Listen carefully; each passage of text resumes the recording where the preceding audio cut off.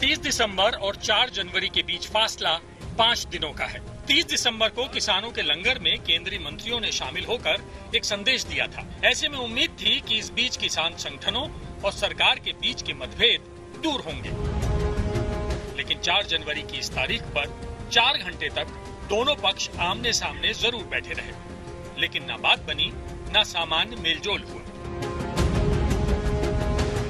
हमने तो अपने ही किसान नेताओं को ये सुझाव दिया था कि खाना खाने के दौरान मंत्रियों के साथ ना बैठे, क्योंकि पिछली मीटिंग में जब साथ खाना खा रहे थे तो उस समय कुछ लोगों ने फोटो और वीडियो बना लिए थे और उनको गलत तरीके से मीडिया में पेश किया गया था, तो कोई कंफ्यूजन पैदा ना हो, इसलिए हमने अपने लोगों को ये सुझाव दिया था कि वो थोड़ा सा डिस्टेंस मेंटेन करके खाना खाएं।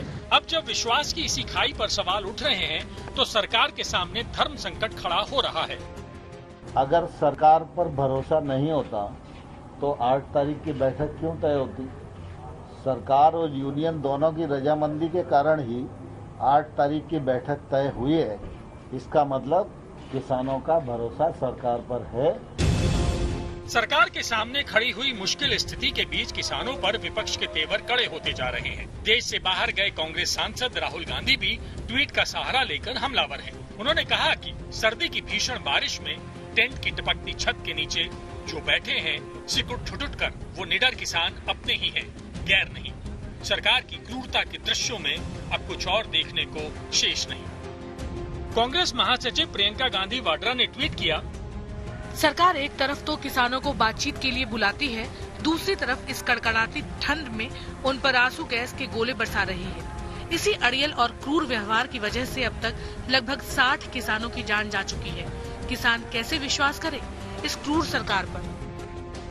इस बीच हरियाणा के कांग्रेस विधायकों ने कथित तौर पर जान गंवाने वाले किसानों के घर वालों को 2-2 लाख रुपयों की आर्थिक मदद का ऐलान किया है।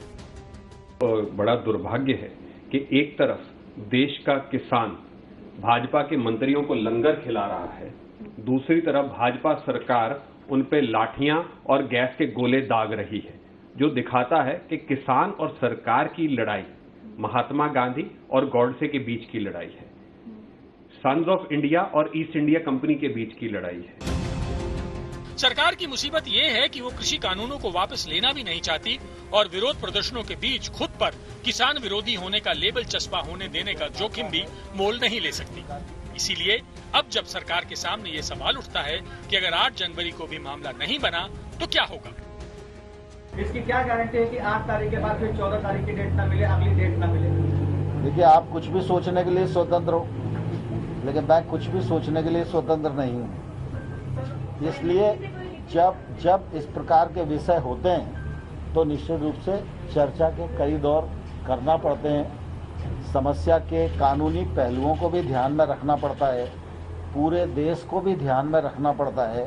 देश में करोड़ों किसान हैं, उनकी अपनी भावनाएं हैं, उनके कानून के लाभ और हानि और हित उससे जुड़े हुए हैं, तो सरकार तो देश भर के किसानों के प्रति प्रतिबद्ध है ना।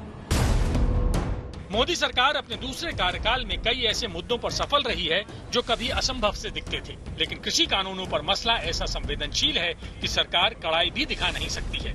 सरकार के सामने चुनौती यहीं पर खड़ी है। आनंद पटेल और कमलजीत संधू के साथ अशोक सिंघल, दिल्ली, आज तक।